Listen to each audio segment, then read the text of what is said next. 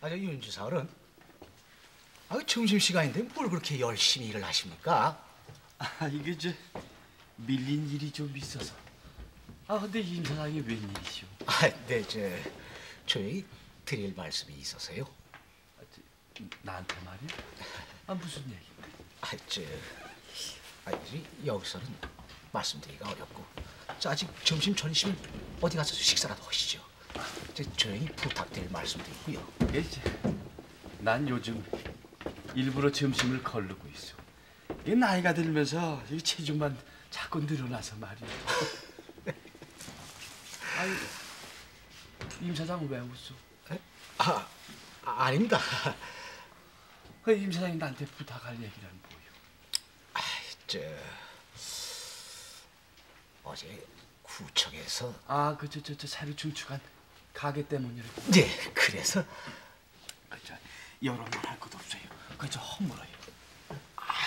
하지만 윤주사을은 글쎄 이 규정 이상의 증축이나 용도 변경엔 허가가 있어야 한다는 건 몰랐어.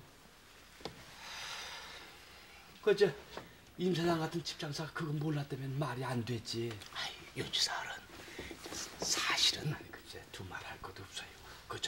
철거 발언들이 들이닥쳐가지고 허물기 전에 임 사장 손으로 기일내에 허물어요. 윤주사을은도 그래서 부탁을 그게 틀린 생각이라니까. 법을 어겼으면 법이 제재를 받아야지. 그게 또 시민의 도리고. 공직원만 눈 감아주면 모든 일이 다 해결되리라고 생각했는지는 모르지만 서울시 행정 그렇게 허술하지 않아요. 임 사장 집 항공 차량에 걸렸어요. 윤사을.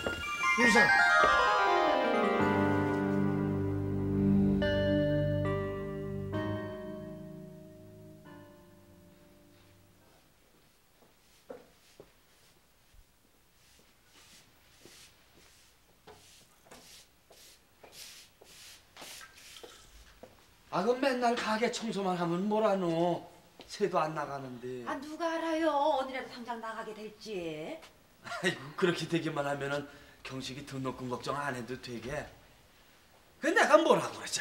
그저 경식이 등록시킨 다음에 어떻게 해보자고 그랬더니 서둘러서 영남이네를 내보내가지고요. 내보내긴 누가 내보내요? 아 외진 골목이라 장사가 안 된다고 자꾸 저 보증금 내달라고 사정사정 하는데 그럼 낸들 어떻게 해요? 아 그 돈으로 뭐 내 자식 대학 등록금 내야 한다고 모른 채 해요? 아, 글쎄 이 골목 초입에 구멍가게가 한두 개래 장사가 되지. 아, 그저 오늘 병원에 가봤어? 갑자기 피곤해 또. 안 갈 모양이로구만. 에이그 고집 그만 부리고 오늘 병원에 좀 꼭 좀 가봐.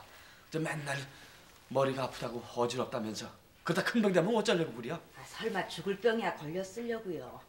아이 참 돈 알아봤어요? 아, 저 알아야 봤지. 근데 이 정초라 어디다 말하기도 그렇고. 어려워하시겠어. 아 당신이 어디 누구한테 돈 빌려달라는 소리나 뭐 쉽게 꺼낼 위인이요? 아 그러나 저러나 그럼 어떻게 하면 좋아요? 학자금 융자리야 쥐꼬리만 한데 70만 원 더 있어야 되겠고 2차 등록 마감도 내일까지라는데 여보 저 급한 김에 그 돈 좀 씁시다. 그 돈이라니? 아 왜 있잖아요 경로당 만든다는 그 돈. 아, 그 돈은 안 돼요. 그 돈은 공금이야. 쓸 수 없어. 아 당장에 경로당 짓는 것도 아니라면서요. 이 가게 새 나가면 채워놓으면 될 거 아니요. 안 된대도 그 돈 동민이 모은 성금이야. 그런데 어떻게 그 돈에다 손을 대? 양심 있지. 아이고 양심 지켜서 맨날 식구들 이 고생이구려. 동네 사람들 당신 보고 뭐라고 수군대는지 당신 알기나 해요. 아, 수군대다니? 당신이 경로당 만드는 일에 그렇게 열성인 건 당신 정년퇴직 후에 일 생각해서 그런데요. 별 소리. 아, 내가 이 쉬운 5이야. 정년까지 3년 남았어. 아, 경식이 안에 들어왔어? 어젯밤에 안 들어왔어요. 아, 이러면 공부는 안 하고 어딜 그렇게 싸돌아댕기노? 아, 지 친구들은 뭐 다 등록했고 저 혼자만 못했는데 걔라고 뭐 집에 붙어 있고 싶은 마음 있겠어요?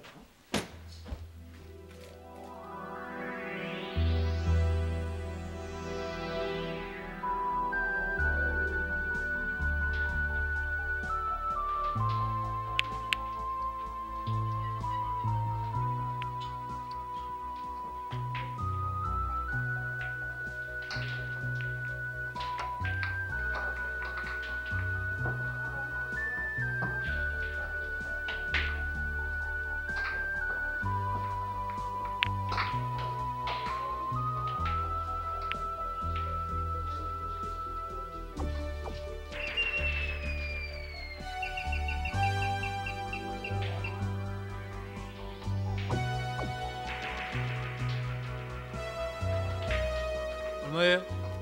2,000원이에요. 감사합니다. 수고하세요. 어서 오세요.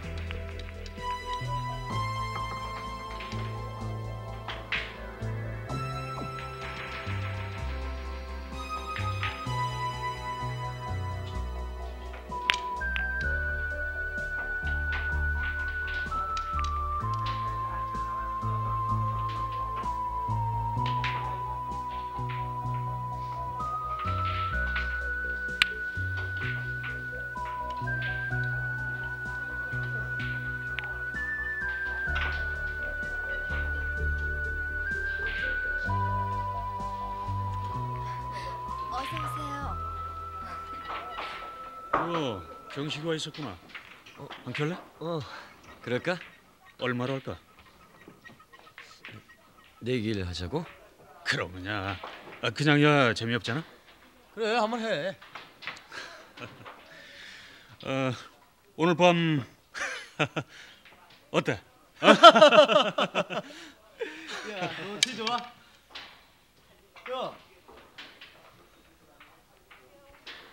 피아시. 에이, 자식 쫀쫀하긴. 에이, 야, 우리끼리 치자. 에? 야, 그 내기야.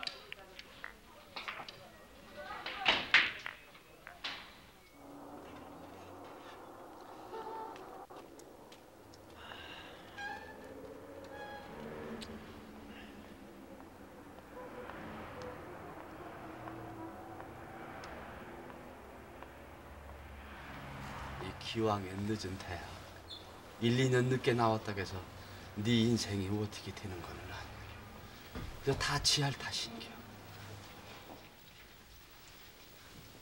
그럼 아버지, 저더러 휴학을 하라는 말씀이십니까? 맞아. 이거 어쩔 수 없지 않냐. 네 등록금으로 장만했던 돈으로 가게 보증금을 빼줘버렸으니. 너 그 사이에 이 공무원 시험 한번 쳐보는 게 어떻겠냐? 왜? 합격할 자신 없남? 자신이 없어서가 아니고요. 전 꼭 대학을 나와야겠습니다. 더 늦을 순 없어요. 하지만 이번 학기에 네가 휴학을 안 하겠다면 네 등록금 어디서 마련해 또 빚을 지란 말이냐? 아, 왜 빚을 져요? 삼촌들한테 좀 도와달라고 하세요. 아니 또 말이냐? 아, 너 작년에 대학 복학할 때 큰 삼촌한테 도움 받았잖아. 작은 삼촌도 계시잖아요. 아버지는 당당하게 요구하실 수 있어요. 그럼 무슨 소리야? 아버지는 그 삼촌들 대학까지 공부시키시나 할아버지가 유산으로 물려준 시골의 과수까지 다 팔았잖아요. 그러니까 네 얘기는 이젠 삼촌들한테 그 보답을 받아야 하겠다 그 말이냐? 당연한 일 아닌가요? 기브 앤 테이크죠. 경씨가 이 예비가 무슨 이득을 바래서 네 삼촌들 대학 공부에 투자한 줄 아냐? 그건 장난된 예비의 책임이었어. 그래서 아버진 삼촌들을 위해 다니던 대학도 그만두고 말단 공무원이 되셨군요. 참 장하십니다. 그래서 이제 아버지한테 돌아온 게 뭐죠? 가난밖에 더 있습니까? 아버지, 전 등록을 못하고 중퇴를 하는 한이 있어도 절대로 공무원 시험은 안 치겠습니다. 아버지처럼 되기 싫으니까요. 야야 경씨가 이름만 여보 알려주세요. 제가 틀린 말 한 거 아니잖아. 말이 나왔으니 얘기지만 우리가 누구 때문에 이렇게 살아야 해요? 다 그 삼촌들 뒷바라지 하다가 이 지경 아니요.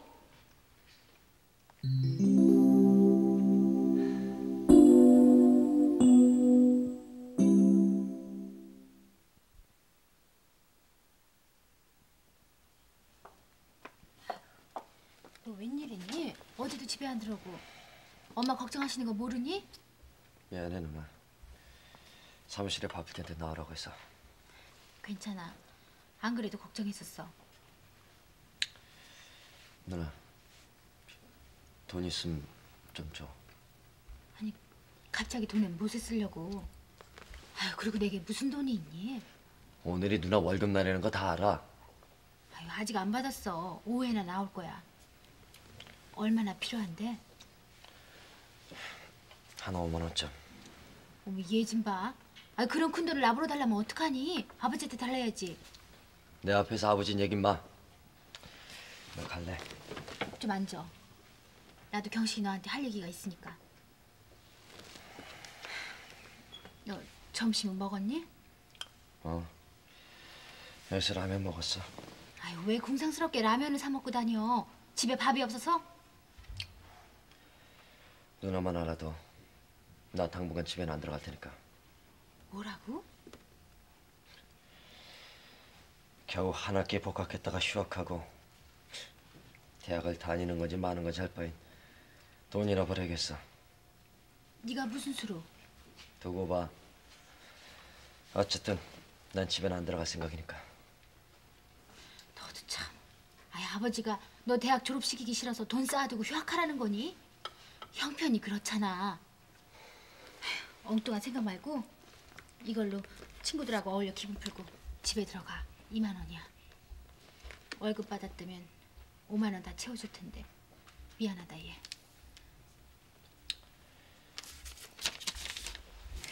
고마워 누나. 이 돈은 내가 며칠 안에 꼭 갚을게. 아이, 경식아. 엄마 걱정하시니까 집에 꼭 들어와야 돼. 알았지?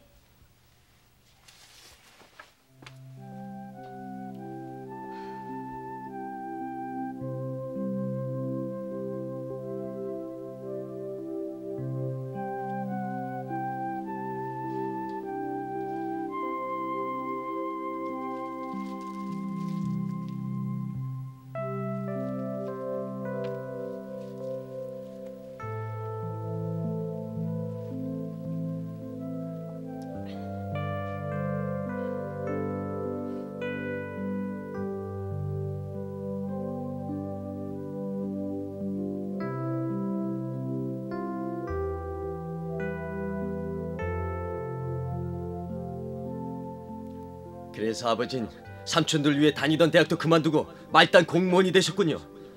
참 장하십니다. 그래서 이제 아버지한테 돌아온 게 뭐죠? 가난밖에 더 있습니까?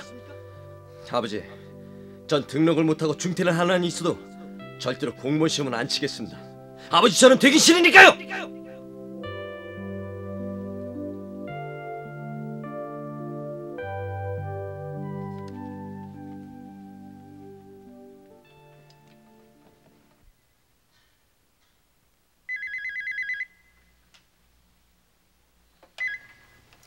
네, 이사실입니다.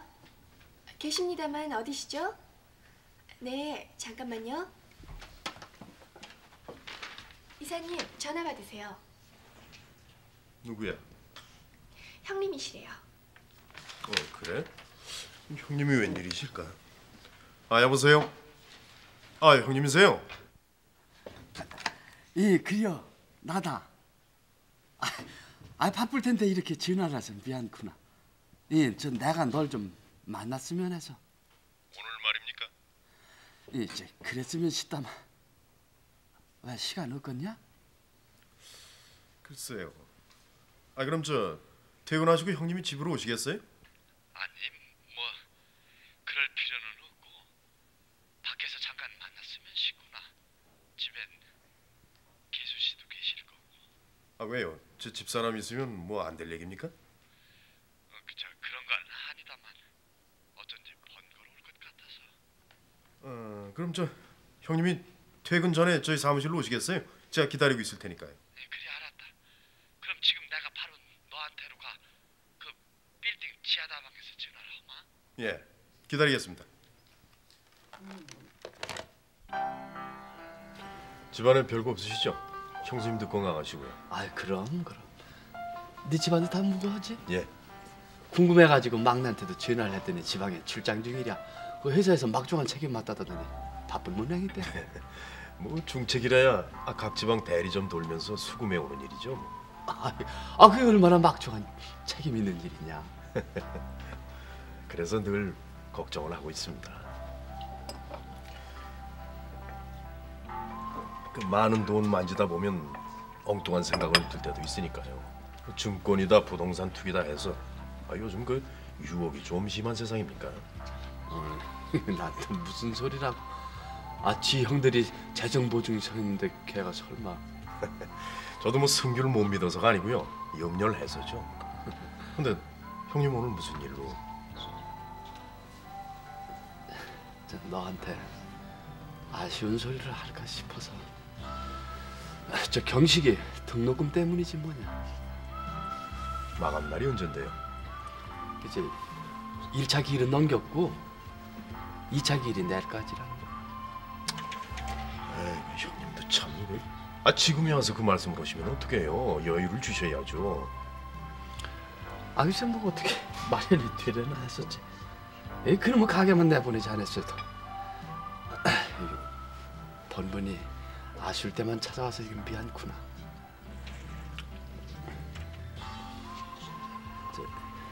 이번엔 어렵겠지? 네. 도와드리곤 싶지만. 그래요. 너도 뭐 큰 회사에 이사라고는 하지만 어디 형편이 그렇게 여유가 있겠냐.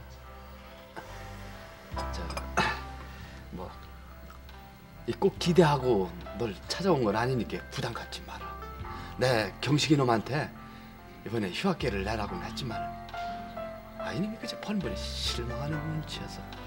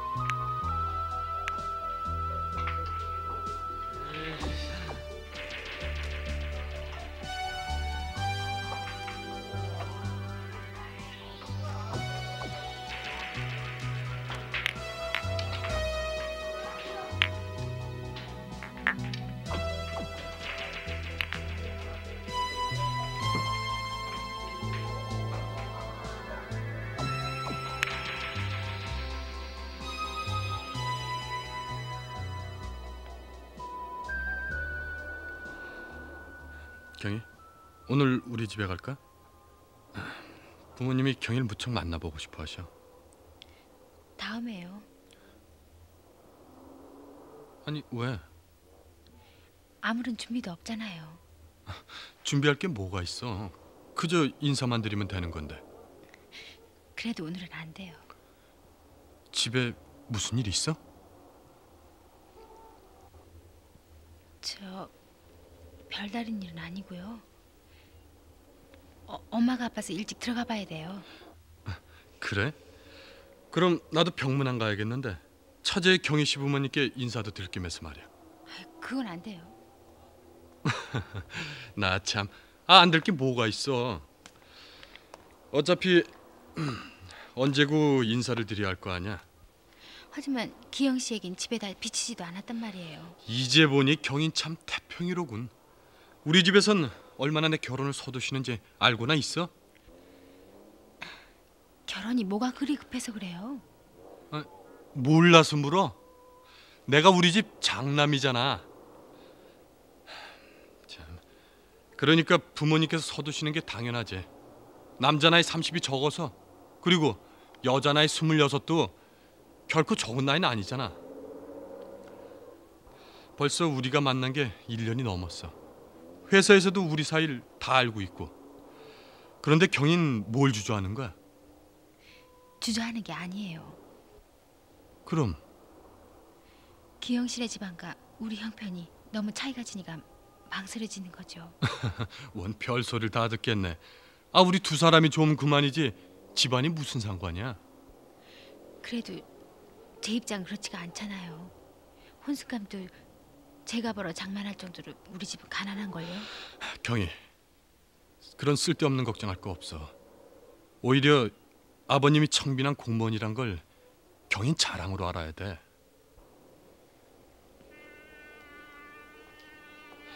경희, 나하고 한 가지 약속해. 오늘 집에 들어가면 내 얘기를 꼭 부모님께 말씀드리는 거야. 이젠 나도 더 이상 우리 부모님의 재촉을 이겨낼 핑계가 없어. 알았지?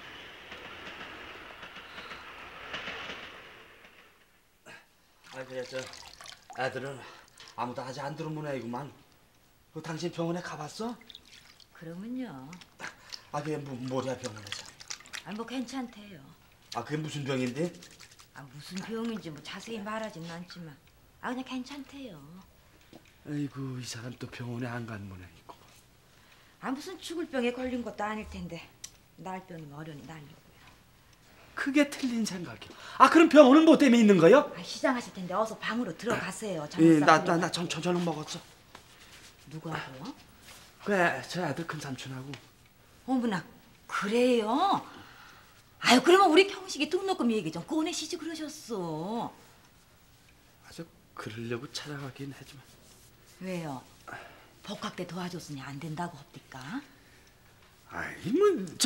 내가 얘기를 꺼내기만 하면 도와주겠지. 어려운 하시겠소. 그래도 자기 동생 욕먹이긴 싫으신 모양이구려. 그러게 내 뭘 했소. 고생하며 삼촌들 뒷바라지 해봐야 아무 소용없다고 하잖았소. 찰되면 다 자기 똑똑해서 잘 된 줄 알 텐데 뭐. 아이고. 어머, 아버지 일찍 퇴근하셨네요. 아이고 우리 경이 일찍 왔고. 오늘 저 봉급 날인데 친구들하고 좀 저녁도 먹고 놀다가 들어오질 않고. 그래나. 엄마도 참. 어른이 안 들을까 봐서 재촉이세요. 글쎄 어서 내놓으래도.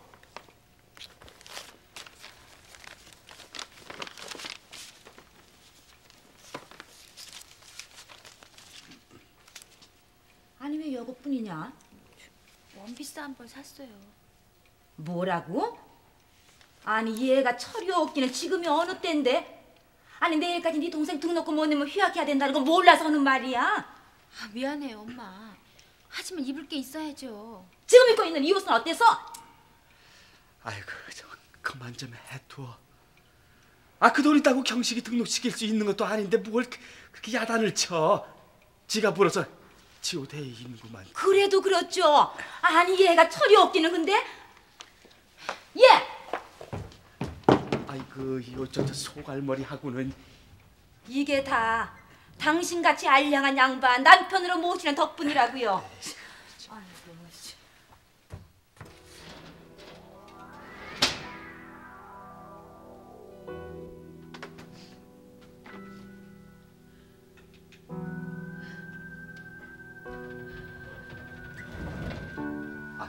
너 왜 그러고 섰냐? 어서 옷 갈아입고 저녁 먹어야지. 저 먹고 왔어요. 이해해라. 이게 다 애비 잘못 만난 죄지 뭐겠냐.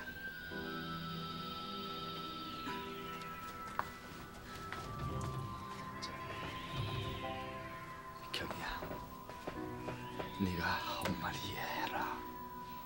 엄마가 너 옷 입는 거 싫어서 그러냐. 이 살림이 워낙 옹색하다 보니까 마음에 없는 소리를 안 그럴 거야. 네가 이해를 해야지. 아마 엄마도 이 마음이 아파서 너처럼 울고 계실 거야.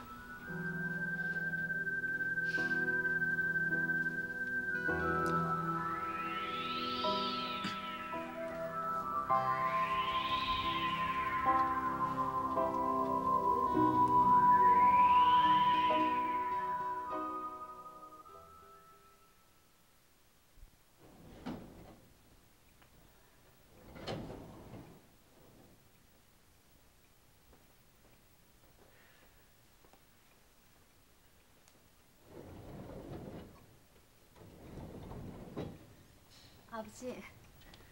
넌 왜 앉아? 내일 출근하려면 일찍 자야지. 아버지는 왜 안 주무시고 나와 계세요? 엄만 주무세요? 예. 경이야, 너 저 엄마 이해해야 한다. 그건 네 엄마 걱정 때문에 내 집간이나마 장만하고 살지 않냐. 네 엄마 무능한 남편 만나 고생이시지 뭐냐. 아유, 무슨 말씀이세요? 아버지 무능한 게 아니라 청빈한 거죠. 그렇게 생각하냐? 네. 청빈한 건 부끄러운 게 아니고 오히려 자랑이래요. 누가 그러든. 제 남자친구가요. 너한테 그런 사람이 있었어? 사실은 아버지, 그이 부모님께서 절 만나보고 싶어 하신대요. 그래서 그때 입으려고 원피스를 한 벌 샀었어요. 그쪽 집안에서는 결혼을 바짝 서두시나 봐요. 그이가 장남이거든요. 이건 넌 장남이 지겹지도 않은 모양이구나. 그래 그 청년 뭐 하는 사람이냐? 우리 회사에서 근무하는 설계사인데요. 공대 건축과를 나왔어요. 나도 그 청년 한번 만나봐야 되겠다. 그 청년 춘부장은 뭐 하시는 분이시고? 저 잘은 모르지만 동대문 시장에서 큰 도매상을 하신다나 봐요. 그 도매상을 하시는 분 같으면 여간 큰 부자가 아닐 텐데 왜 우리 집 형편하고 너무 기울지 않겠냐? 그저 이 혼철한 서로 비슷해야 좋은 건데. 이 예비가 하찮은 동직원이라고 생각하면 그 사람들이 어떻게 생각할지 모르겠다. 내 혹시 동장이라면 몰라도. 야, 아버지도 참. 그 집에서 조금이라도 그렇게 생각하신다면 그 사람한테 시집 안 가면 되죠 뭐.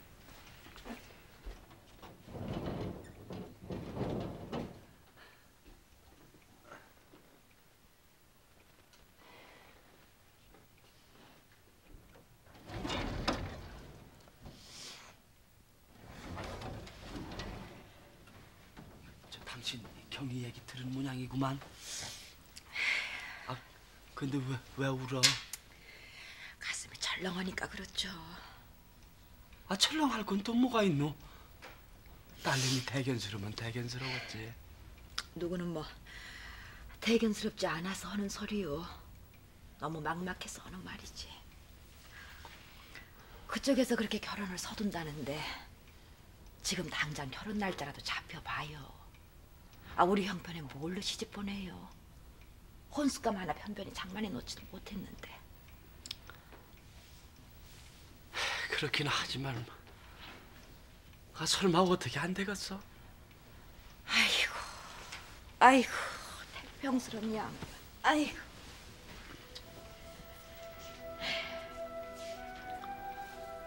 경식이 이놈이 오늘도 또 안 들어올 모양이구만.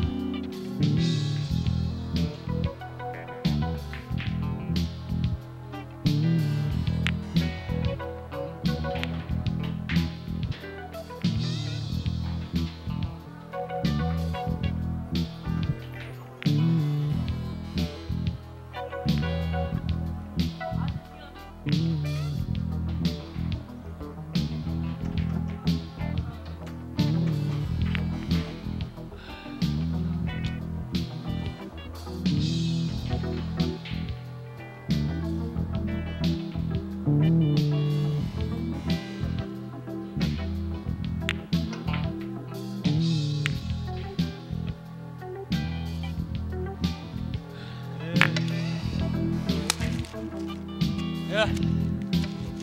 에이. 나네.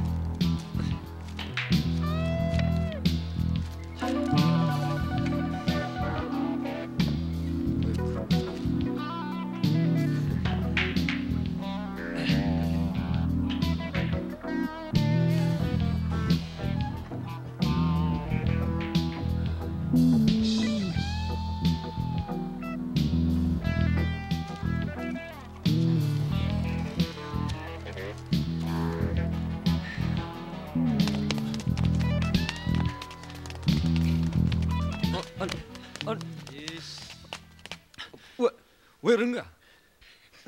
몰라 스물아. 그럼 내도 먹고 곱게 사귈 줄 알았어? 어? 이씨! 엄마! 야, 이 새끼야! 잡아! 어딜 도망가!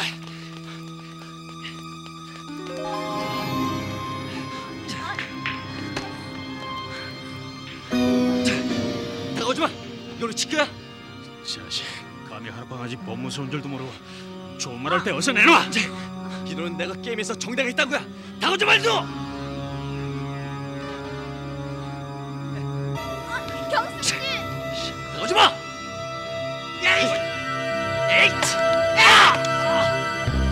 오! 에이!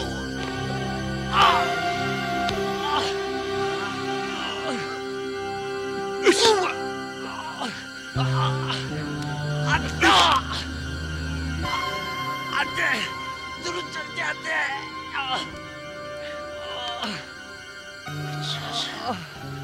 잘 들어. 내가 경고하겠는데 다시 이곳에 나타나면 그때 알아서 해.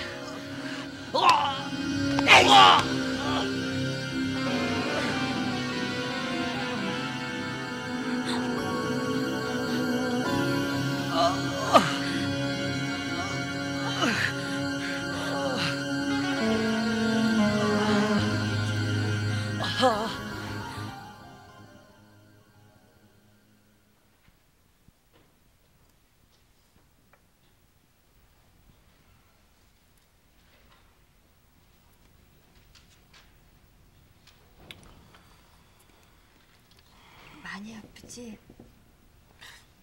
아니. 그 자식들 아주 나쁜 자식들이야. 이젠 그런 애들하고 어울리지 마. 그리고 이젠 당구장 출입도 말고. 난 지금 마음이 아주 후련해. 무슨 소리야? 그렇게 얻어맞았는데 분하지도 않아? 아니. 요 며칠 난 누구에겐가 시컷 얻어맞고 싶은 심정이었어. 한 학기쯤 휴학한다는 게 그렇게 참기 힘든 일이야? 그처럼 마음에 심한 갈등을 겪게. 힘들어서가 아니야. 그럼 괜히 화가 나서. 우리 아버지는 나보고 공무원 시험이라도 쳐보래. 그런데 왜 안 쳐? 이런 기회에 자기 실력을 한번 테스트 해볼 수도 있잖아. 당구는 직업이 아니야, 오락이지. 돈 내기 당구에서 등록금을 마련할 수 있다고 생각했어? 그저 답답하니까 해본 짓이지 뭐. 지금 심정에 집에서 공부를 할래도 책만 잡으면 속에서 우라통이 치는 걸 어떡해. 그런 경식 씨 심정 이해 못해서 이런 소리 하는 거 아니야. 하지만 집에서 걱정하고 계실 부모님 생각도 해야지. 더구나 어머니는 어디가 시름시름 아프시다면서.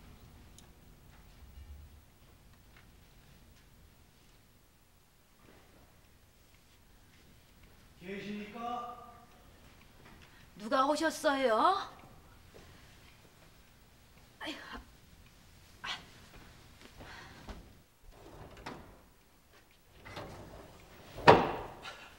아이고, 안녕하세요 아주머니. 마침 대문이 열려 있어서 이렇게 들어왔습니다. 누구신데요? 아, 네. 전 임석규라는 사람입니다. 아주머님을 좀 배우려고요. 아니, 날 무슨 일로요? 아, 이제 뭘 좀 전해드릴 게 있어서요. 이게 뭔데요? 아주머님은 절 잘 모르시겠지만은 제가 윤주사 어른께 이만저만한 신세를 지고 있지를 않습니다. 근데 제가 일이 바빠서 신정에도 찾아뵙지를 못했지 뭡니까. 약속입니다만 살림에 보태 쓰십시오. 아유 아니에요. 저 이러시면 아유 아니에요. 아닌가. 뭐 별다른 뜻이 있어서 드리는 게 절대로 아니고요. 그저 제 성의일 뿐입니다. 사실은 윤주 사원님께 직접 드리고 싶었지만 그 양반 성격이 워낙 고지식하다는 건 아주머니께서 더 잘 아시지 않습니까? 저 그래도 이러시면 안 돼요. 원 아주머니도 그 고지식하시기는 그깟 동사무장 봉급이라야 뭐 뻔하지 않습니까? 전 다만 윤주 사원님이 그동안 저에게 베풀어 주신 은혜에 조금이나마 보답하고 싶은 것뿐입니다. 윤주 사원님께는 일체아 말씀하지 마시고요. 그냥 받아주십시오. 저도 그러고 싶기는 하지만 애들 아버지 알면 저 쫓겨나요. 글쎄 괜찮대도요. 안 나가는 가게에서만 기다리실 게 아니라요. 이 돈으로 아주머니께서 직접 그 구멍가게를 한번 해보셔도 좋고요. 예? 제가요? 그럼 조그나마 생활에 보탬이 될 게 아니겠습니까? 그저 윤주 사원님께는요 제가 다녀갔다고만 말씀드려 주십시오. 자, 아니에요. 안녕히 계세요. 아니에요. 저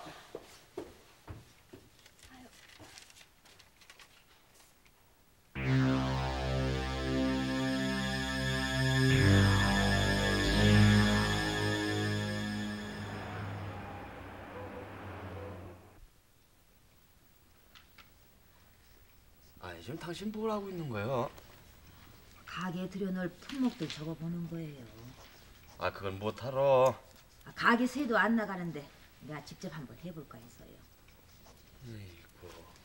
아무리 구멍가게라고 하지만은 그 가게 차릴 돈이 어디 있어?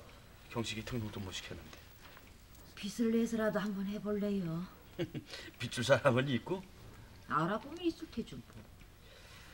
참, 낮에 저 임석규라는 사람 다녀갔어요.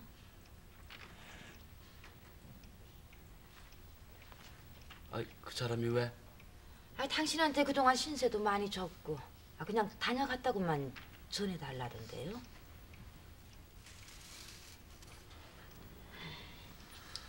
저 설마 당신 예?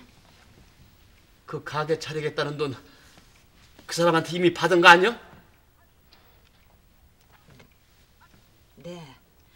하지만 이 당신 미쳤어?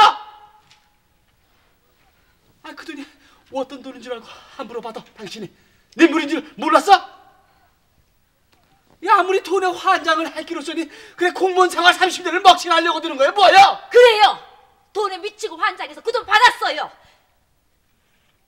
뭐라?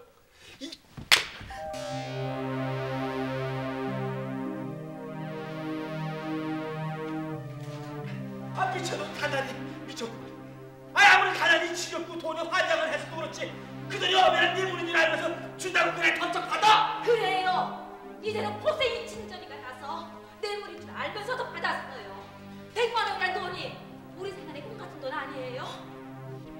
당신 힘으로 할 수 있는 일이라면 한 번쯤 고생만 하는 저 자식이 위해서 눈 딱 감고 그 사람 일 봐줄 수도 있잖아요. 이제 앞으로 경희 시집도 보내야 할 텐데 당신 본 것 가지고 어떻게 살아요? 여태도 살아왔잖아. 우리가 굶고 살았어 먹고 살았어. 그러니 그 고생 오죽 했으려고요. 산다는 게 안 굶고 헐벗지 않는 것만이 전부예요. 그것도 남들처럼 자식들 변변히 대학 교육이나 시켰으면 또 몰라요. 하나밖에 없는 아들려서 돈이 없어서 휴학까지 시킨 마당인데 그럼 내가 돈 보고 눈이 안 뒤집혀요? 내가 눈이 안 뒤집혀요 내가. 원래 이거 못하는 소리가 없어. 이거 한 대 더 맞아야 돼. 이거 왜 뭐야 이거? 잡으세요 아버지. 어머 말씀이 뭐 하나 틀린 데가 있으세요?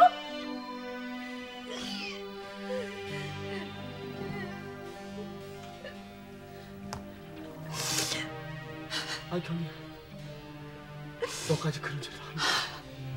물론 엄마가 잘하셨다는 건 아니에요. 하지만 오죽했으면 엄마가 그 돈을 알면서도 받으셨겠어요. 아버진 청빈하시고 양심적인 공무원인지 모르지만요, 가족을 위해서는 무능한 가장이신 게 사실 아닌가요? 그래. 경희 네 말대로 난 무능한 가장인지도 모른다. 뇌물 받고 가족들 호의호식시키는 게 행복이라고 믿었다면 내가 왜 이렇게 살아왔거든. 예비도 그렇게 세상을 살려고 마음만 먹었다면 잘 살 수 있었어.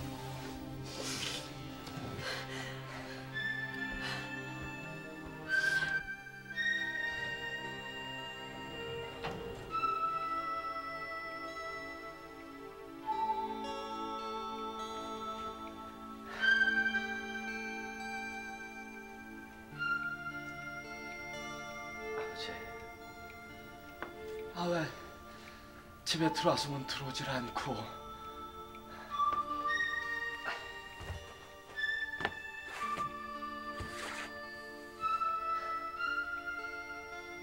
아, 그 얼굴에 또 상처는 뭐냐? 죄송합니다, 아버지. 저 들어가시오. 네, 아버지.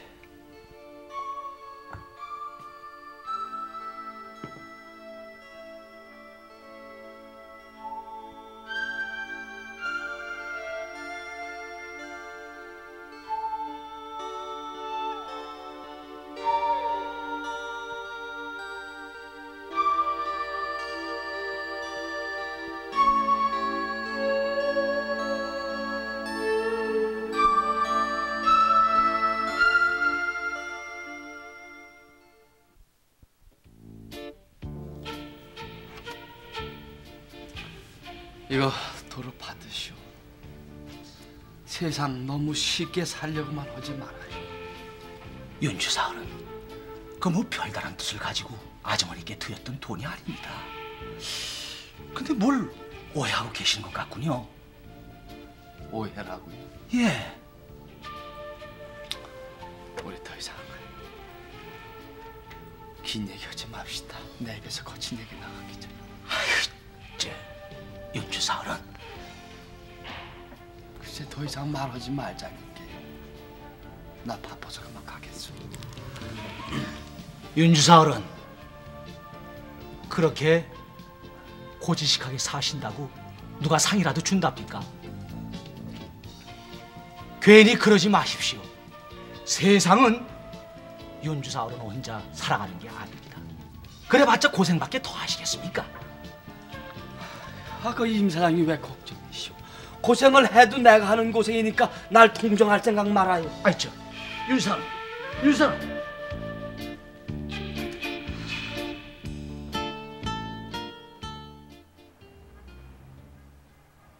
형님!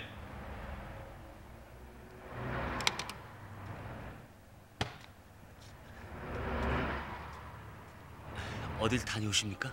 아니, 성규, 이게 네가 웬일이냐? 예, 형님을 좀 뵈려고요. 여기서 한참을 기다렸지 뭡니까? 무슨 일로? 형님, 여기선 긴 말을 들을 수 없고요. 우선 차에 타세요.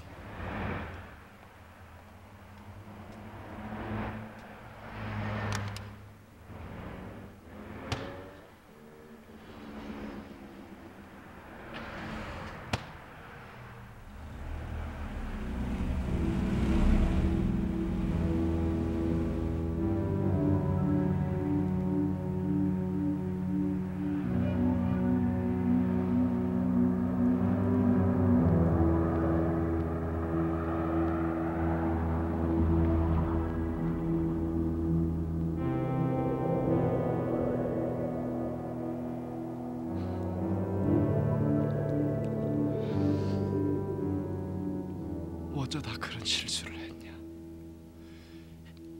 누가 이렇게 될 줄 알았어야죠. 요즘 증권이 붐인데다가 지방에서 수금한 돈을 친구 따라서 얼마만 투자해본다는 것이 그만. 얼마나 거기다 투자를 했는데?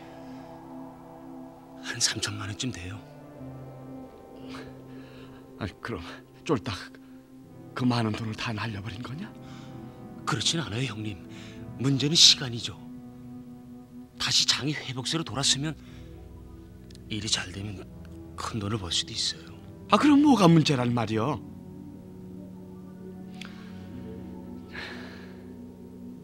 난 이 증권 같으면 잘 모른다마는 그때까지 기다리면 될 거 아니냐. 형님도 참. 며칠 안에 회사에도 입금하지 않으면 제가 직장도 관둬야 하고 감옥에도 가야 한단 말이에요. 공금 횡령죄를 말이에요. 죄를 진 놈이 감옥에 가는 건 당연하지. 그래서 이 형 보고 어쩌란 말이오? 형님, 제발 저 좀 살려주십시오. 제가 오죽급하면 형님을 다 찾아왔겠습니까? 저도 저 혼자 힘으로 어떻게 해결해 보려고 노력하다가 안 되니까 이렇게 형님을 찾아온 게 아닙니까?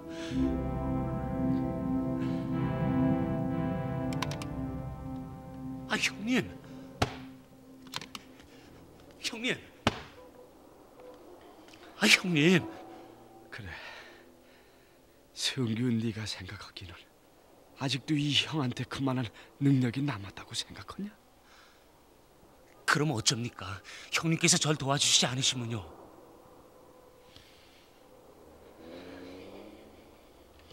이 멍청이 같은 놈아. 아무리 부모님을 일찍이 여의고 형 밑에서 고생하면서 대학을 나왔다 해도 횡재는 한탕에 놀아나야 하겠냐? 옛말에 오르지 못할 나무를 쳐다보지도 말라고 그랬어. 그런데 왜 오르지 못할 나무를 쳐다봐? 분수를 알아야지. 세상을 그렇게 쉽게 사는 법 배우라고 네 놈을 내가 대학까지 공부시켰었냐? 형님, 제가 잘못했습니다. 어리석은 놈 용서해 주십시오.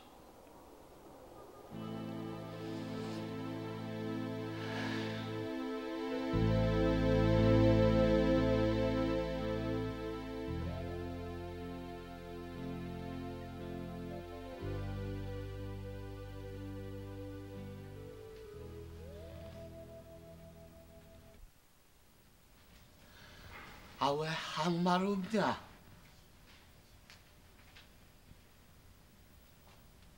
저라고 무슨 뾰족한 방법이 있겠습니까?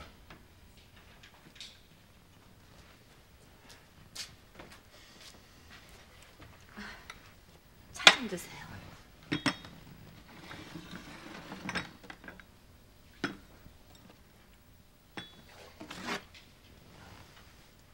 당신도 여기 좀 앉지.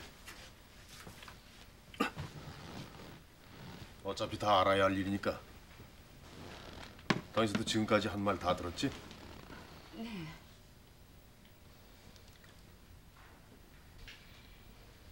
형님께서는 아직 뭘 잘 모르시는 모양인데요. 지금 성규가 교도소에 가게 된 게 문제가 아닙니다. 뭐가 문제란 말이냐? 이 녀석 재정보증을 섰던 형님이나 제가 그 유용한 공금을 다 책임져야 될 그런 입장에 놓여 있다는 이 말씀입니다. 그걸 낸들 왜 모르겠냐? 그래서 애초에 제가 뭐라고 그랬습니까? 이 보증은 부모 자식 시간에도 서주는 게 아니라 싫다고 하지 않았습니까? 그런데 그 형님이 전 늘 이런 일이 생길까 봐 아주 불안했었습니다. 당신도 참. 이제 와서 아주버님을 원망하시면 어떻게 해요? 그럼 한 핏줄을 나는 형제분들이 보증을 안 서주면 누가 서주겠어요? 이왕 일이 이렇게 된 마당이니까 무슨 해결할 방법을 찾아내셔야죠. 안 그렇습니까, 아주버님? 예. 그렇죠. 그래서 말씀인데요. 아주버님은 어떤 생각을 갖고 계시는지요? 저야 뭐 뾰족한 방법이 있습니까? 직장 잃고 감옥에까지 끌려가게 할 수는 없지 않습니까? 그러면요. 서방님 주변에 아무도 사람이 없다 모를까? 형제분들이 이렇게 계신데 앉아서 보고만 있을 수는 없죠. 하지만 아주버님, 문제는 돈 마련이 아니겠어요? 한 달 전에 이런 일이 생겼다면 그깟 3천만 원쯤 뭐 그리 큰 문제가 되겠어요. 헌데 가지고 있던 돈을 모두 투자해서 시골에다 농장을 사려고 계약을 해버렸지 뭐예요.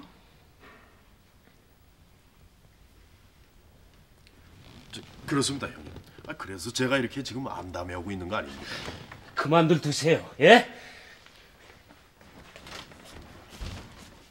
아니 그럼 작은 형이나 형수님은 큰 형님 보고 어떻게 돈말을 해보시라는 말씀이신데요. 큰 형님이 무슨 능력이 있으세요? 죄를 짓는 놈은 접니다. 그러니 제가 교대를 가겠습니다.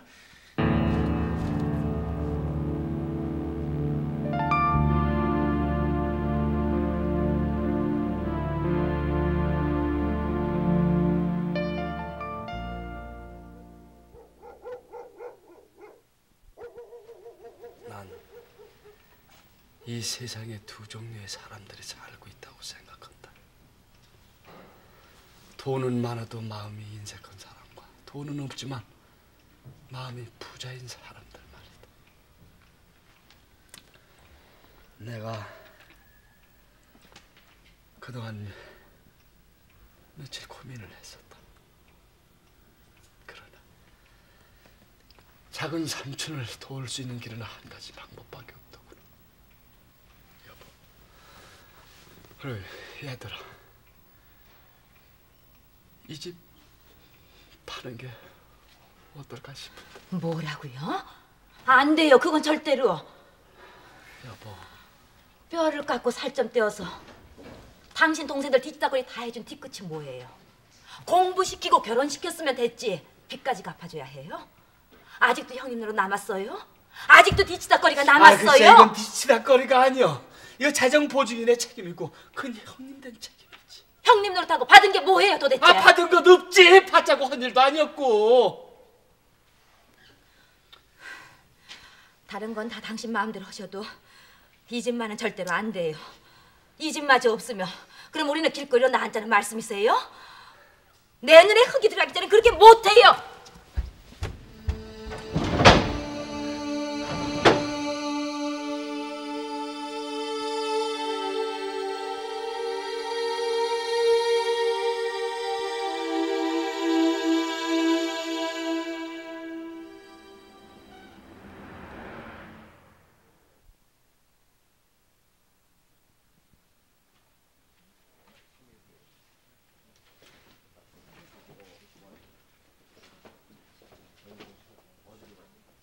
다른 건 다 당신 마음대로 하셔도 이 집만은 절대로 당신 마음대로는 안 돼요.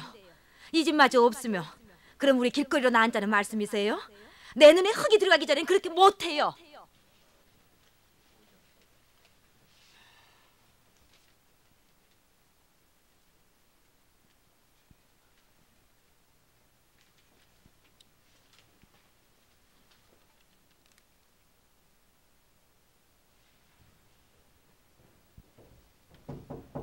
예, 들어오세요.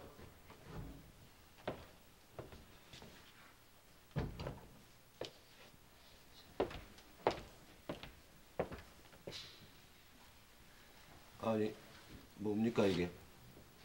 제 사표입니다. 예? 사표요? 윤영의 심정은 충분히 이해할 것 같군요. 근데 내 손으로 그 사표를 수리하란 말입니까?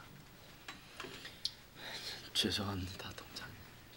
윤영도 심사숙고할 끝에 내린 결론이겠지만은 꼭 퇴직금으로 동생분을 도와줄 수 있는 방법밖에 없겠습니까? 뭐 저도 여러 가지 방도를 생각하게 해봤습니다. 집도 팔려고 내놨지만 시간이 너무 촉박하다 보니까 매매도 안 되고 이 직장까지 잃고 이 감옥에까지 끌려가게 할 수는 없지 않겠습니까?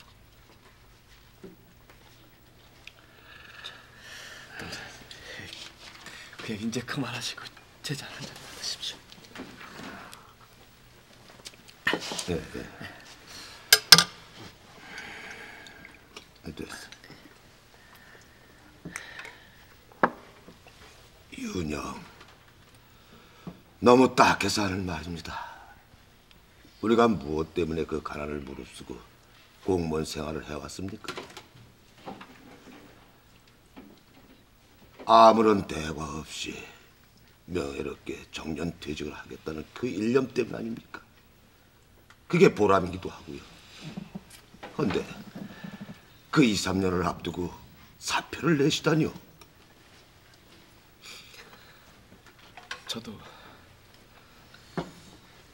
저도 그러고 싶었습니다. 근데 현실이 허락해주지 않는 걸 어쩝니까?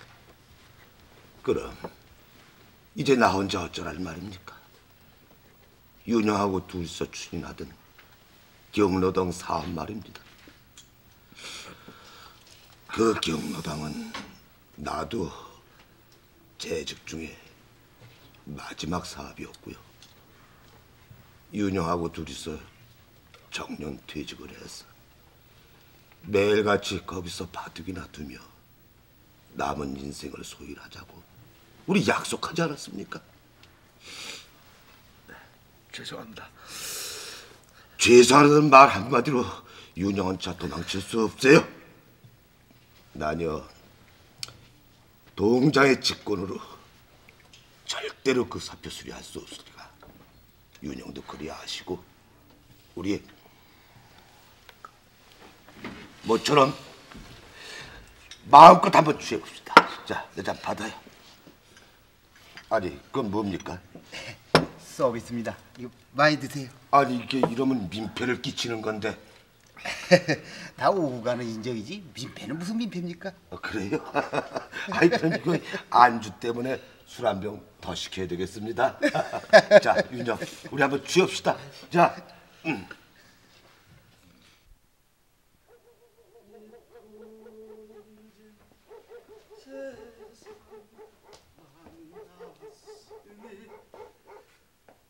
너의 희망이 무엇인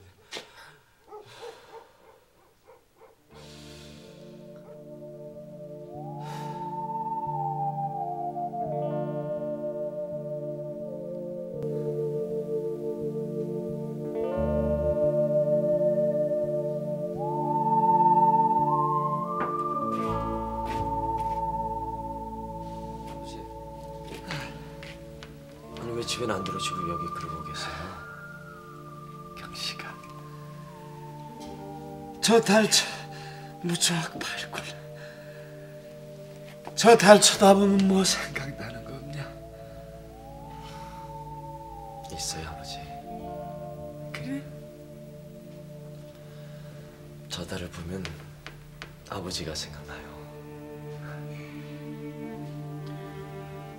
아버지는 저 달처럼 뜨겁도록 화려한 빛은 없지만 은은하고 티 없이 맑은 그만하지. 실패한 인생이라고 넌 이 애비를 비우고 있고. 이놈아 경식아. 네, 아버지. 때로는 저 달을 쳐다보면서 우리가 세상을 너무 각박하게 살아가고 있다고 생각될 때가 없냐?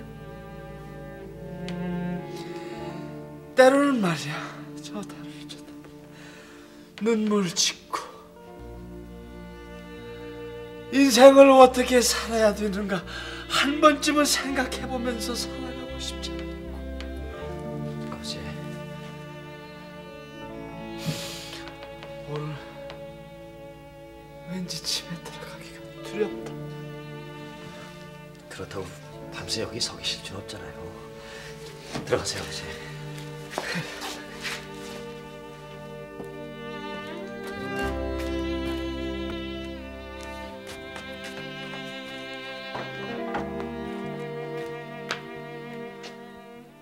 여봐, 오늘 더러 집 보러 온 사람 있었어? 아, 이거 봐. 왜 대답이 없어? 이거 뭐가 기분 나쁜 거예요? 아버지, 그만하세요. 엄마 기분도 이해하셔야죠. 네? 엄마 기분? 야, 이놈아, 난 만날 남의 기분만 맞춰주고 다른 사람 내 기분 맞춰주면 뭐가 어떻게 된다냐? 아버지, 에? 잘 아시면서 왜... 이거 봐! 나 같은 놈 기분 몰라줘도 좋아. 세상 사람들이 날 맞잡아주지 않고 힘들어주지 않아도 당신까지 이러면 안 돼. 마누라 자식까지 이러면은 나는 언덕이 없어. 기댈 언덕이 없어. 언덕을 왜 찾아요? 평생 남 좋은 일, 동생들 뒤치다거리로 살아온 양반이 바로 언덕이죠. 언덕을 왜 찾아요? 이제는 언덕 노릇도 지쳤어? 지쳤지. 그래 내 동생이 그걸 어떡하나. 집 팔아서라도 퇴직금 타산에도 갚아줘야지. 예, 잘하셨소. 장하시오. 처자식은 길거리로 나 함께 생겼는데 잘난 동생 언덕노릇 끝까지 잘해보시오. 지겨워. 내 팔자가 왼수지. 아이고 지겨워. 지겨워? 팔자인 걸 어떡해. 나한테 시집 온 당신 팔자, 장남으로 살아야 되는 내 팔자. 나는 기대 볼 언덕이 없는 팔자, 남한테 기대는 언덕만 노르는 한 팔자. 다 팔자요, 팔자. 아버지, 지금부터는 제가 아버지께 언덕이 되어드리겠습니다. 이제부터는 제게 기대십시오. 뭐야? 네 놈이 내 언덕이 돼줘? 아버지, 결심할게요. 공무원 시험 보겠습니다.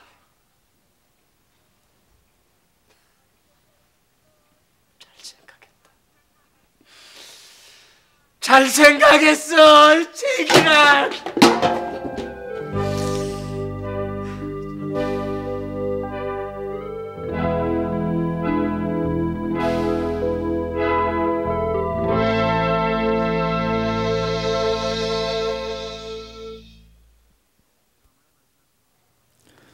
네, 드라마의 마지막 장면처럼 우리도 대화를 한번 발길로 질러버리고 싶은 그런 밤입니다. 어떻게 사는 것이 옳게 사는 것인가? 어떻게 사는 것이 잘 사는 길인가? 또 옳게 살려면 잘 살지 못하는 건가? 오늘 밤은 그런 걸 생각하게 됩니다. 잘 먹고 잘 입고 잘 사는 것만이 미덕처럼 보이는 시대의 삶의 태도를 한번 생각하게 하는 그런 드라마를 보았습니다. 이 드라마를 보고 여러 가지 생각이 나실 겁니다. 이 자리에 토론을 해주시기 위해서 여러분들 모셨습니다. 우선 김주수 교수님 나와 계십니다. 네, 안녕하십니까. 안녕하세요. 김우정 교수님 나와 계십니다. 네. 그리고 배상심 선생님 나와 계시고요. 이 드라마의 주인공이신 장항선 씨 나와 계십니다. 안녕하세요. 첫째는 장항선 씨께 드리겠습니다. 드라마 중에 그 본인의 평소의 태도답지 않게 부인을 때릴 때는 아주 모질게 때리는 장면이 나왔습니다. 연기를 하시면서 어떻게 생각하셨습니까? 글쎄요, 그 녹화를 하기 전까지 제가 그 대본을 읽으면서 그 윤주사가 좀 답답했어요. 네. 답답했는데 살아가는 그 신조를 안 식구가 자꾸 이렇게 건드릴 때 네. 무척 속상하고 더 이상 돌파구를 찾을 수 없으니까 네. 아주 속상하니까 이제 부인을 때렸다고 저는 생각을 합니다. 네. 김정 교수님께서는 드라마 어떻게 보셨습니까? 네, 아주 좋은 드라마로 어제 생각을 합니다. 다만 이 주인공이 여러 가지로 물론 그 좀 문제점이 있습니다. 방법적인 문제점은 있지만 도덕적인 성실성과 그리고 정직함 이런 것은 아주 상당히 많이 높이 살만한 그런 사람으로도 감동을 줄 만한 점이 있습니다. 네. 배 선생님은 드라마 보시고요. 네. 그 주인공뿐 아니라 그 부인 문제를 어떻게 보셨습니까? 한마디로 표현해서 아주 답답한 생활을 하는 남편을 모시고 사는 부인의 입장이 상당히 안타까웠습니다. 그래도 부인이 대단한 분이라고 생각하십니까? 물론이죠. 집을 마련하기까지 너무 고생을 많이 했구나 하는 생각이 들었어요. 네.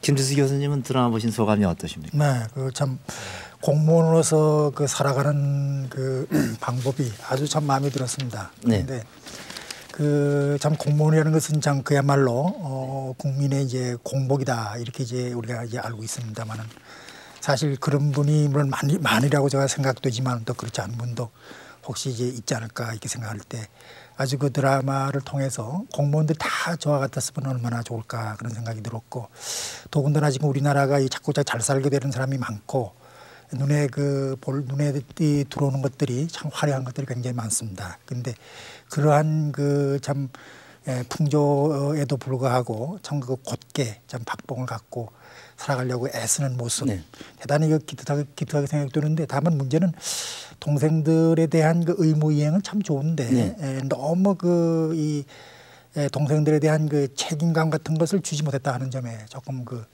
아쉬움이 있었습니다. 네, 알겠습니다. 그럼 오늘 이 자리에 나와 계신 일반 시민들께서는 어떻게 생각하시는지 좀 여쭤보겠습니다.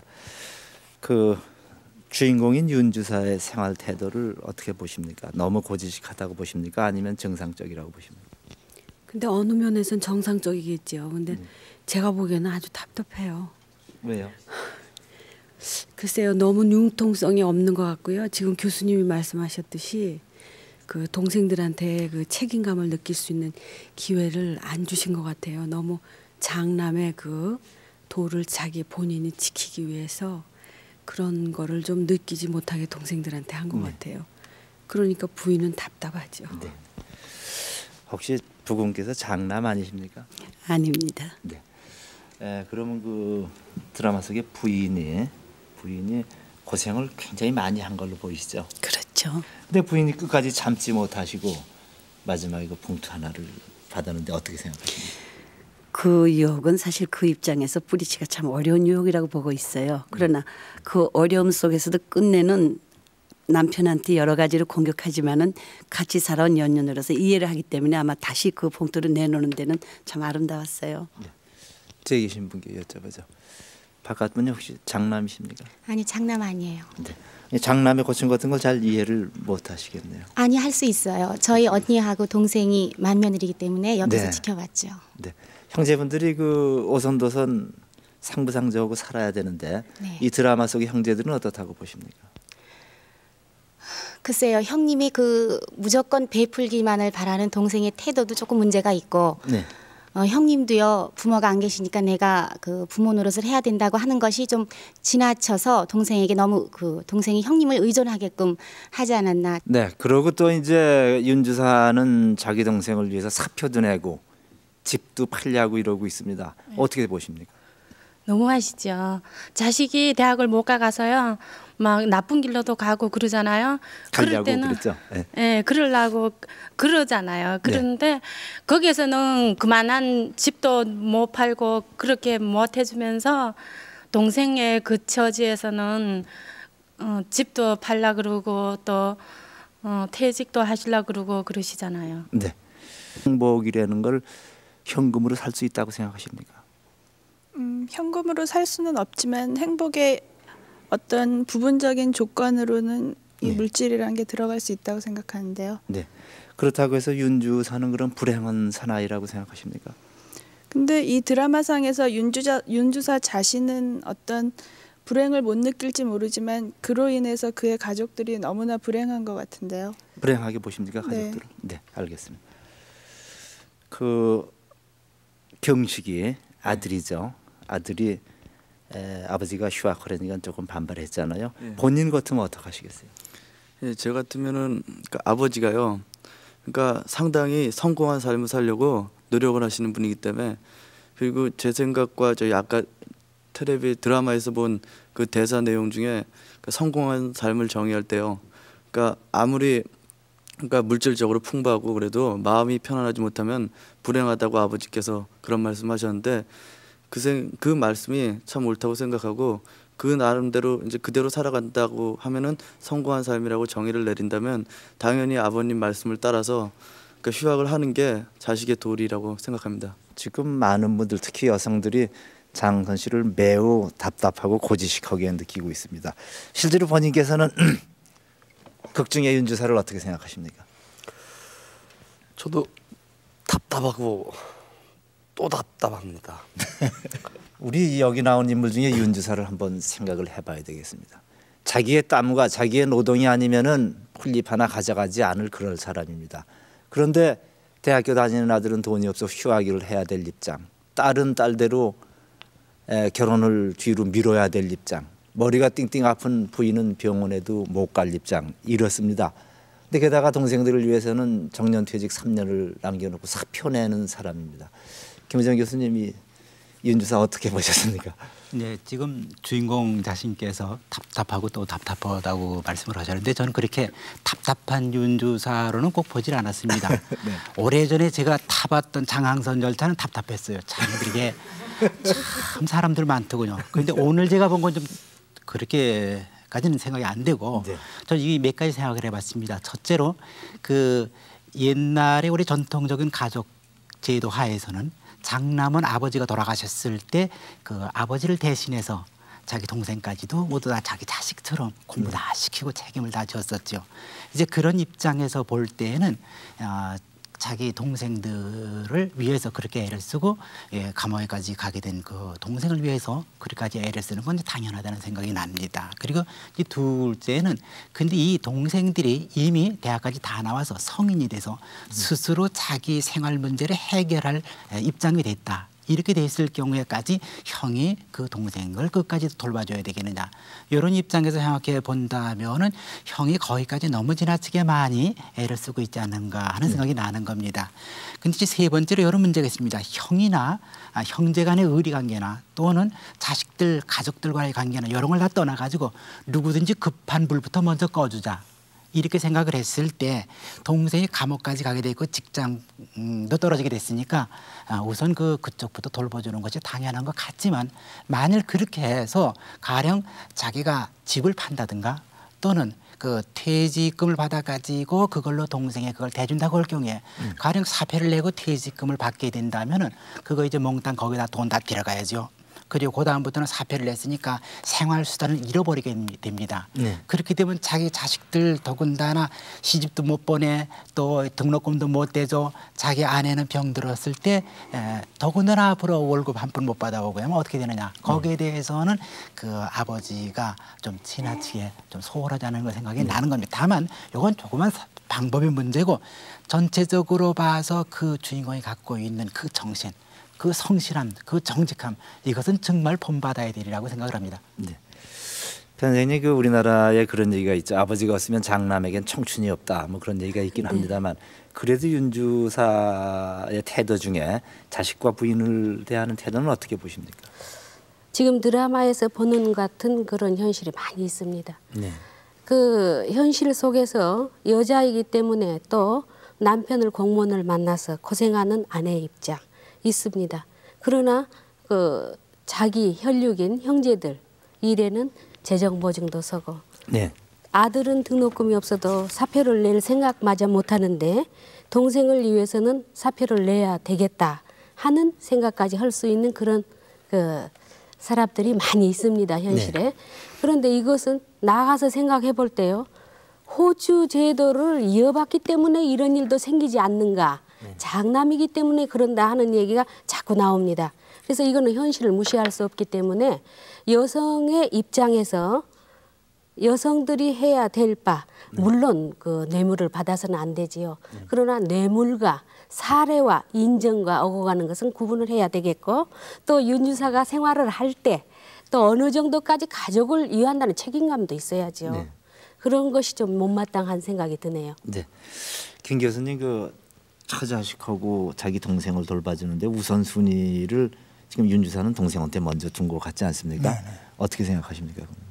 근데 우선 어디까지 장남은 동생을 어디까지 네. 돌봐야 되는 겁니까? 근데 우선 그 장남이 뭐 사실 그 동생들에 대해서 뭐 책임이 법적으로야 뭐 있는 건 아니죠. 네. 이미 벌써 이 동생들이 다 큰 사람들이기 때문에 네. 법적으로는 책임이 없지만은 이 사람이 지금 그 드라마 사에서는 그 부모님이 일찍 돌아가셔가지고 그 과소원도 이제 상속을 이제 했고 그래서 이제 형 부모의 그 아버지 대신 그 동생들을 쭉 키워왔거든요. 네. 그러니까 그런 사람이기 때문에 그 사람은 이제 자기가 낳은 자식이라든가 자기 아내는 더 가까웠거든요. 더 가깝기 때문에 조금 잘못해도 그건 이해가 된다라고 이제 생각을 하고 있고 그러나 동생들은 요식은 벌써 한 치고는 두 치니까 잘못해주면은 섭섭하게 생각하지 않겠느냐. 내 이게 도리상 내 책임이다 이렇게 생각해서 이분이 이렇게 했는데 사실 따지고 보면은 자기 아들에 대한 그 등록금도 그 대주지 못할 그런 형편에 있으면서 동생의 그 잘못 저지른 데 대해서 이제 그 집도 팔아야 되고 퇴직도 한다는 것은 사실 그 곤란하지 않는가 이렇게 생각이 되지만은 저 이제 법학을 공부하는 사람 입장에서 약간 법적인 견해를 제가 밝힌다면은 그 동생이 그 동생에 대해서 재정 보증을 서고 있거든요. 이 사람이 재정 보증을 쓴 사람으로서는 만약에 동생이 그 돈을 갚지 못할 경우에는 재정 보증에서는 안 갚을 도리가 없지요. 만약에 안 갚으면 회사에서는 그 재정 보증의 재산을 압류를 할 테니까 그 집을 압류해서 경매를 할 겁니다. 또 월급도 물론 이제 일부가 압류되고 그러니까 어차피 안 갚을 수 없기 때문에 그럴 바에는 이제 그 방법밖에는 없지 않았을까 그렇게 생각이 되는군요. 네. 다음에 부인 입장을 한번 우리 생각을 해봐야 되겠습니다. 남편은 아주 자랑스러운 공무원입니다. 우리가 잘못 생각하면 공무원에 대해서 이상한 선입관 가질 수도 있지만 우리나라에 이렇게 그 무섭게 일에만 매달리는 자랑스러운 공무원들이 참 많이 계십니다. 그 부인이 어쨌든 봉투 하나를 받았습니다. 김은정 교수님 부인의 태도를 어떻게 봐야 될까요? 네, 부인이 아주 어려운 입장에서 참 돈이 필요했을 때 그 거저 굴러 들어오는 돈을 받았습니다. 그런데 그 100만 원이라는 돈이 그 건축업자가 준 돈이었고 그 남편이 해온 지금까지의 업무상의 모든 문제와 관련시켜 본다면 분명히 부정한 돈이 들어오는 거 말하자면 뇌물이겠습니다. 이럴 경우에 남편으로 하여금 결국은 부인이 그 돈을 받음으로써 그 불법적인 불법 행위를 남편이 같이 공범자가 되도록 그 옆에서 방조하는 역할밖에 안 될 것 같습니다. 그러면 남편도 정말 얼마나 실망을 하겠습니까? 결국은 좀 참아야지. 그건 좀 좋지 않은 일을 한 것 같습니다. 네. 피해자께서는 어떻게 보세요? 네, 두 번이나 뿌리쳤는데도 놓고 갔기 때문에 할 수 없이 받은 것이죠. 그런데 그거를 이제 완전히 그 남편에게 허락을 안 받고 쓰리라는 생각은 안 했습니다. 그렇기 때문에 말 안 했잖아요. 네, 남편에게 받았다는 얘기는 안 했지만은 그 상대편에서 주고 간 임 사장이 어떤 사람인지를 전혀 모르거든요. 부인 입장에서는 건축 때문에 왔는지 아니라 그게 뇌물인지 아닌지를 모르는 입장에서 남편에게 말했다는 것만으로도 부인은 자기 의무를 다 한 겁니다. 네, 김 교수님은 이 돈 받은 거 어떻게 보십니까? 근데 그 뭐 현재 또 돈이 아쉬우니까 자기 아들 등록금도 있고 뭐 따님 이제 출가도 시켜야 되겠고 그래서 뭐 돈이 아주 아쉽죠 그 부인이. 그렇지만은 공무원의 부인이라고 하는 것을 그분 자신이 알고 있기 때문에 그게 옳은 돈이 아니다라고 하는 건 너무도 잘 알고 있거든요. 그러니까 그렇기 때문에 받지 말았어야 되는 겁니다. 그러니까 그 놓고 간다면은 당장 남편에게 얘기를 해서 이런 돈이 들어왔으니까 돌려주십시오 이렇게 했어야 저는 옳다고 봅니다. 그래야 남편을 도와주는 것이지.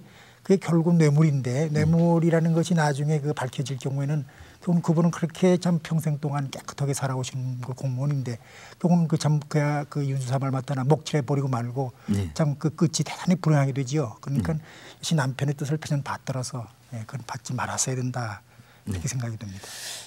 김정 교수님이 그 막내 동생이 이제 그 공금에 손을 대지 않습니까? 그래가지고 교도소에 들어가게 됐다고 형을 찾아왔는데 요즘 젊은 사람들의 내 돈과 남의 돈 구별할 줄 모르는 거 또는 일획 청금하려고 하는 거 이런 기질들을 어떻게 보십니까?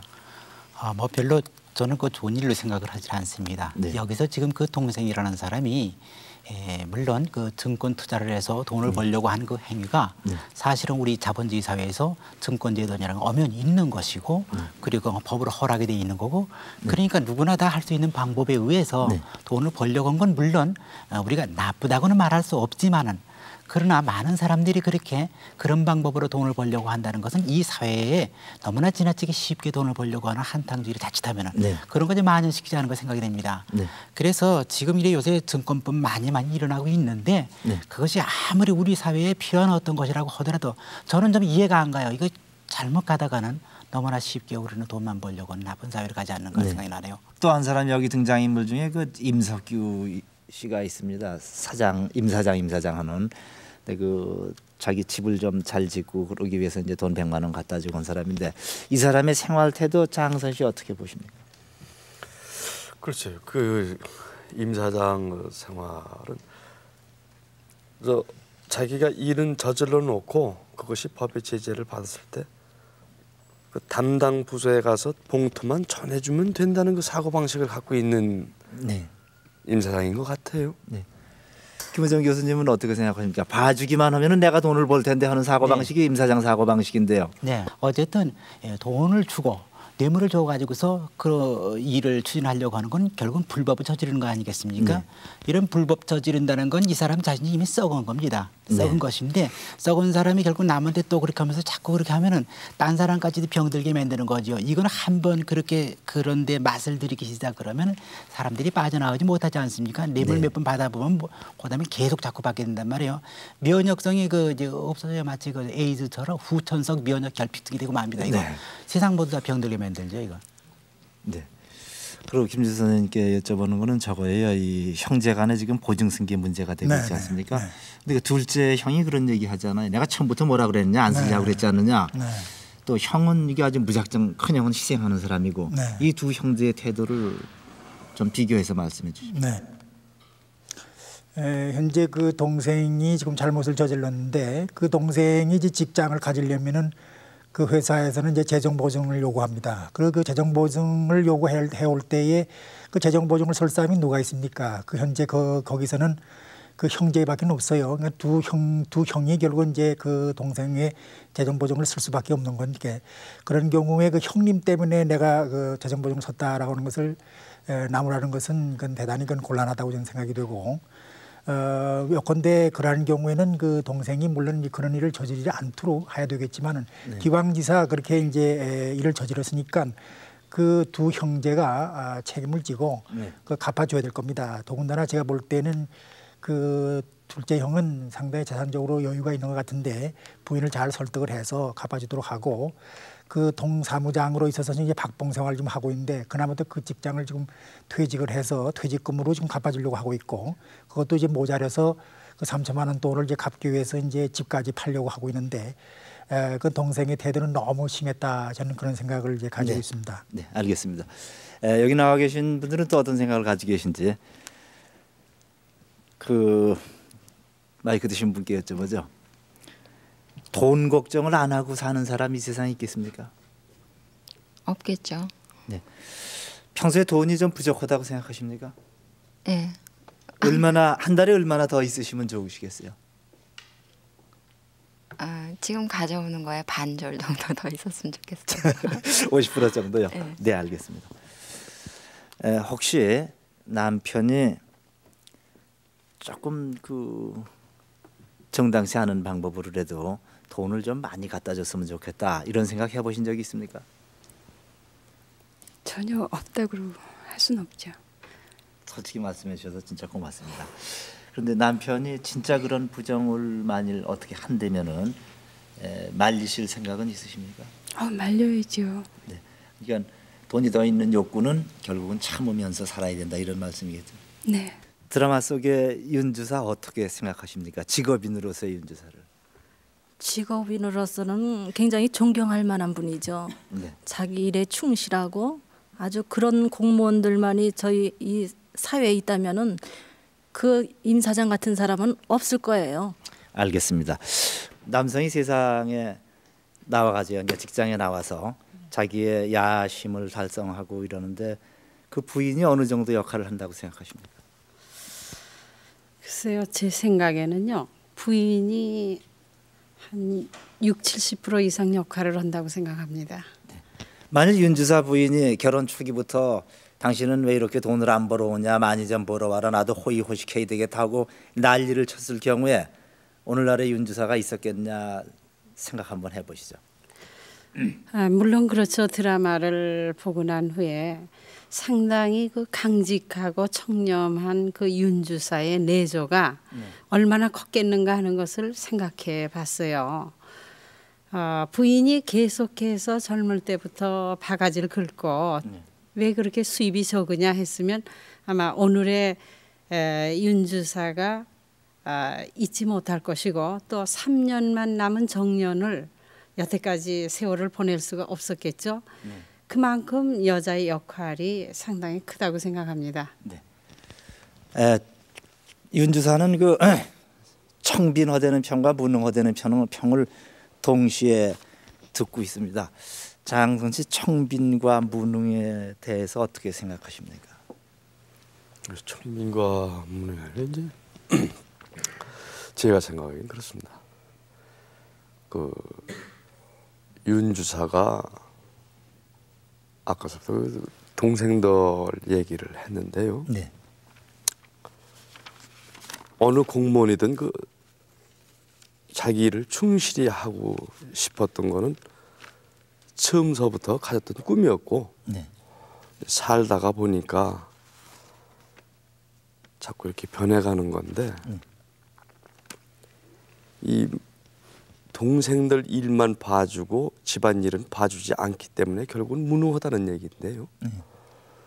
이 지 집에도 그 꼬마들이 있는데 형이 동생한테 양보를 해요. 네. 예. 그걸 과연 무능하다고 봐야 되느냐? 그건 무능이라고 생각지는 않습니다. 알겠습니다. 김우정 교수님은 청빈과 무능을 어떻게 생각하십니까? 어떻게 우리 시대에 그걸 봐야 됩니까? 근데 여기 가령 이 윤주사 이거 경우 같은 경우 이제 보통 누구나 다 어떤 일에 종사하면서 돈을 얼마큼 많이 버느냐 덜 버느냐에 따라서 유능과 무능을 따지기도 하고 또 청빈 문제를 따지기도 하는데 누구나 다 어떤 일에 종사를 한다고 할 경우에 거기서 자기가 자기에게 맡겨진 일을 그 이상 더 바랄 수 없을 만큼 잘 해나가고 성실하게 해나가고 정직하게 해나간다면 그 사람은 유능한 사람이죠. 네. 여기 가령 윤주사가 바로 그런 사람입니다. 그런데 이러한 그 유능한 사람을 우리가 그 사람이 돈을 얼만큼 부느냐 이것에 의해서 거기에다만 가치 기준을 두고 따지는 것은 참 잘못된 것이죠. 네.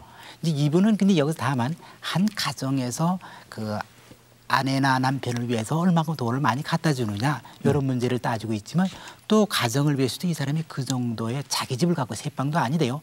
또 남한테 빌려줄 만한 방도 공간도 하나 마련했던 거죠. 네. 그 정도면 유능한 사람이죠. 네. 그 선생님은 어떻게 생각하세요? 그 경이 딸이 그런 얘기를 했습니다. 아버지는 공무원으로서는 그 청빈했을지 몰라도 가장으로서는 무능했다 하는데 어떻게 보십니까? 똑같은 마음이네요. 네. 공무원으로서는 참 청빈했어요. 그리고 모범적이고요. 그러나 한 가정의 가장으로서는 무능했다고 볼 수밖에 없지요. 근데 그 지금 윤주사 입장에서 양쪽을 다 할 수도 없는 거 아닙니까? 물론 그렇죠. 그러나 최소한도 가장의 책임은 가족을 잘 살리지는 못해도 최소한도로 자식의 등록금까지는 해줄 수 있는 그러한 열성은 보여야죠. 그런 데서 무능이라는 말이 나왔을 겁니다. 그 듣고 보니까 그러네요, 김주수 교수님. 이분이 그 동해에 재직도 오래 하고 그랬으면은요 친구한테 가서 꿀 수도 있고 그랬을 텐데요. 네. 어떻게 보십니까? 글쎄요, 전 그렇게 생각하지 않습니다. 네. 그 사람이 현재까지 그래도 집도 한 칸 마련하고 애들을 교육을 시켜왔거든요. 현재까지는 하여튼요. 그 네 식구가 그래도 그만하면은 곧잘 살아왔고 결코 그게 상당히 빈곤한 집안이다라고 저는 보지는 않습니다. 그런 점에서 지금 대학을 다니다가 아들이 지금 휴학을 했다는 정도가 그렇게 심각한 문제냐 저는 그렇게 생각하지 않습니다. 그 우리나라 대학생들은 대학 등록금을 당연히 부모가 대주는 걸로 알고 있는 사람들이 많이 있는데 그래서는 저는 안 된다고 생각합니다. 그만큼 나이가 벌써 20살이 넘었으면은 가능하면은 자기가 벌어서 등록금을 대는 것이 그건 당연한 자기 의무다 저는 그렇게 생각합니다. 제가 대학교 교수를 하고 있습니다만은 그 자기가 그런 의욕만 갖고 있으면은 그게 가능하거든요. 그러니까 아버지가 그 등록금 한 번 안 줬다 하는 것이 과연 무능이냐. 저는 볼 때 물론 돈 꼬다가 그 동생한테 꼴내다가 그건 여의치 못했지 않습니까? 그렇지만은 그럼 다른 사람한테도 꼬을 수 있지 않느냐. 동생도 안 꼬주는데 남이 과연 담보 없이 그렇게 쉽게 꼬주겠느냐. 그 머리 숙이고 그 하기가 더군다나 공무원이기 때문에 자칫 잘못하면 오해도 받기가 쉽죠. 그렇기 때문에 그 한 학기 정도 쉬어서 그 다음에 또 이제 어떻게 저축해가지고 등록금 댈 수도 있을 것이고 또 아들이 참 아르바이트든가 해가지고 등록금을 댈 수 있을 겁니다. 그러니까 저는 그거 가지고 그 가장이 무능했다라고 저는 생각하고 싶지 않습니다. 그런데 여기에서 무능하다는 것은요. 그 등록금을 마련도 못했지만은 열성을 안 부린 것도 그렇고 또 김 교수님 말씀은 그 아들이 20살이 넘었는데 나가서 아르바이트를 하지 그러냐 하지만은 요즘 그 현실이 그러지를 못합니다. 아르바이트를 하고자 해도 어디 가서 취직을 할 데가 없고요.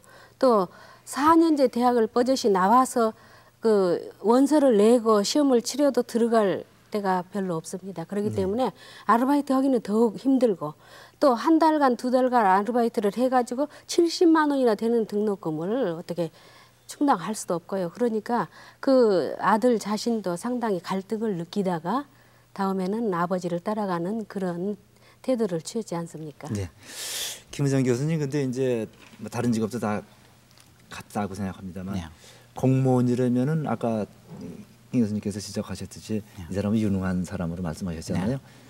그런데 왜 이 윤주사가 그렇게 돋보이는 존재를 우리 가슴에 오느냐 이 얘기입니다.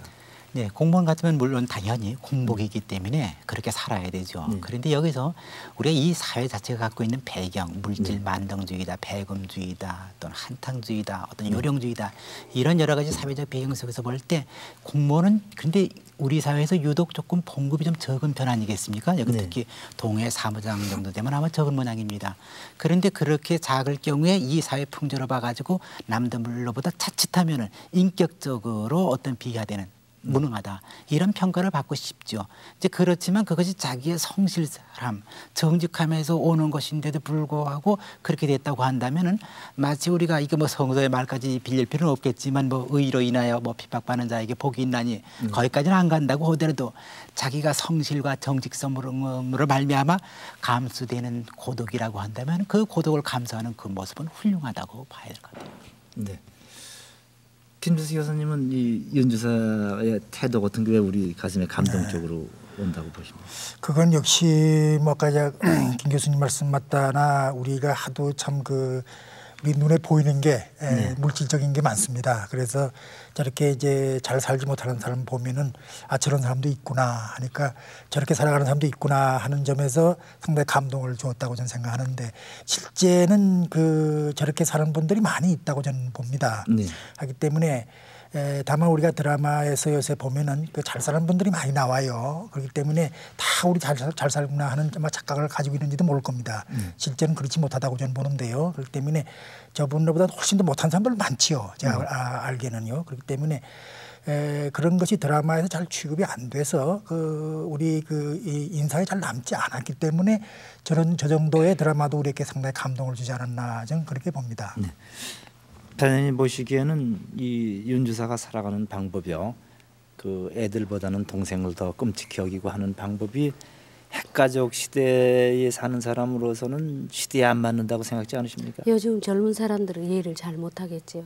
그러나 옛날을 살아온 사람들은 그 자기 가족보다는 형제간을 더 중요시하고 형제간 쪽으로 더 빚도 갚아줘야 되겠고 또 끝까지 봐줘야 되겠다 하는 정신을 갖고 있는 것을 이해가 갑니다. 그런데 요즘 젊은 사람들은 그러지를 못해요. 이해를 못합니다. 법률 상담하시면서 이런 경우에 상담은 있어요. 네. 여기하고는 이제 다 같다고는 볼 수가 없지만은 이런 경우 이제 형제간들 둘을 다 그러니까 이제 남자만 둘이 아니고 딸 여자 동생하고 남자 동생을 둘을 대학까지 가르쳤어요. 가르쳐서 결혼을 다 시켜가지고 살고 있는데 갑자기 형이 그 사업을 한답시고 망했습니다. 공무원 퇴직을 하고서 망해가지고 자기 아이들은 전부 학교를 보낼 수가 없어요. 그런 마당에 가서 동생들하고 상의를 했는데 전혀 협조를 안 합니다. 그런 경우 아주 와서 하소연하는 것을 봤어요. 그러니까 이런 현실은 저희 주변에 많이 있습니다. 네. 그러고 그 김주수 교수님 마지막 판에 아들이 아버지 저를 언덕으로 삼으십시오. 그러고 공무원 시험 보겠습니다. 하고 있지 않습니까? 아들이 왜 그렇게 변심했다고 보십니까? 역시 그 아버지가 그 자기 삼촌들이죠. 자기 삼촌에 대해서 그게 희생적으로 하는 걸 보고 이 사람이라면 감동을 안 느낄 수가 없지요. 더군다나 그 젊은이는 대학까지 다닌 그 지성인 아닙니까? 그러니까 당연히 아버지의 행동이 상당히 가슴에 닿았을 겁니다. 그런 점에서 자기가 아버지한테 등록금 안 된다고 그 섭섭하게 생각했던 거 이건 잘못된 생각이다 이렇게 이제 생각을 했을 것이고 그런 점에서 이제 아버지를 위해서 나는 살아야 되겠다. 아버지를 내 좀 귀감으로 삼아야 되겠다. 그렇게 생각한 것은 그건 젊은이라면 당연히 저는 그렇게 느꼈어야 된다고 저는 생각합니다. 네, 김의정 교수님, 그 문학 작품을 꼭 그 예로 들지 않더라도요. 실제로 아들은 아버지에게 있어서는 큰 언덕이라고 볼 수 있겠죠. 네, 그러면요. 네. 그러고 이 아들이 아버지의 길을 같이 가겠다, 공무원이 되겠다 하는 거는 굉장히 그래도 우리 사회의 어떤 미래지향적인 면을 보여준다고 생각지 않으십니까? 네, 이 이게 드라마죠. 이 네. 드라마인데 참 그 장면이 아주 잘된 장면인 것 같습니다. 네. 결국은 그 앞머리에서 여러 가지 그 아버지의 사실상 어떤 고난이 많이 표현이 되긴 했습니다만은 정말 그 아버지의 성실함 이런 것은 지금 김수님 말씀해 주신 것처럼 인간을 감동을 시킵니다. 네. 또 그만큼 그 사람은 그 아버지 되는 사람은 그 생활에서 자기 스스로의 어떤 마음의 어떤 풍요함을 누리고 살았던 네. 것이고 결국은 그것이 자기 자식한테 이어지고 그다음엔 또 손주한테 이어지겠죠. 네. 이제 그런 면에서 상당히 그 감동적인 드라마라고 생각이 됩니다. 네. 가끔 이제 공무원들 부정 이런 게 나타나지 않습니까? 뭐 많은 거는 아니라고 생각이 듭니다만은 그 방지책 같은 거를 어떻게 보십니까? 역시 공무원의 그 자질 문제라고 저는 생각합니다. 네. 우리가 지금 공무원을 위해서는 이제 그 여러 가지 시험 제도가 있지 않습니까? 네. 거기서도 저도 이제 그 시험위원도 관계해보고 면접도 제가 해봅니다만은 역시 그 사람의 인격, 그 사람의 인간성 이런 것을 상당히 좀 중요시할 필요가 있다 저는 그렇게 생각해요. 네. 이 공무원은 문자 그대로 참 공복이니까 모든 국민을 위해서 봉사하고 자기를 희생할 수 있는 그런 자세가 돼 있느냐, 정신적인 자세가 돼 있느냐, 그것이 아마 상당히 큰 비중이 두어져야 된다고 저는 생각합니다. 네. 김혜정 교수님께서 어떻게?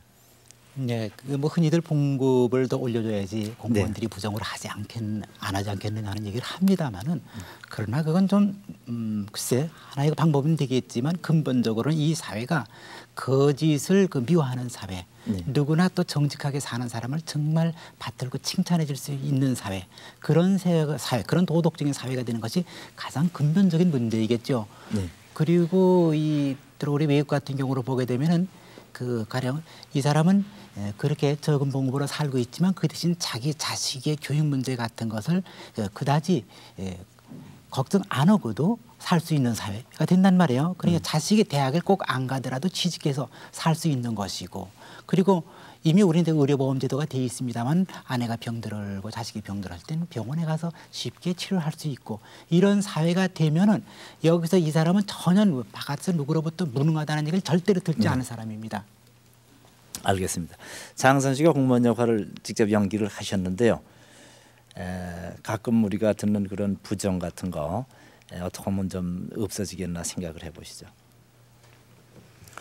글쎄 아까도 말씀하셨지만 공무원 자질은 본인의 문제라고 생각을 합니다. 하지만은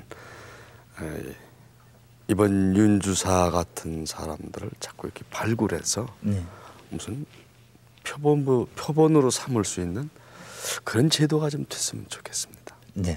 요즘 청백상도 있지 않습니까? 네. 매스컴에서나 기업 쪽에서 다 그렇게 보상도 하고 있고, 다 공무원에서 이제 그래도 다른 직장에 비해서는 공무원들이 좋습니다. 우리나라는 아직까지도.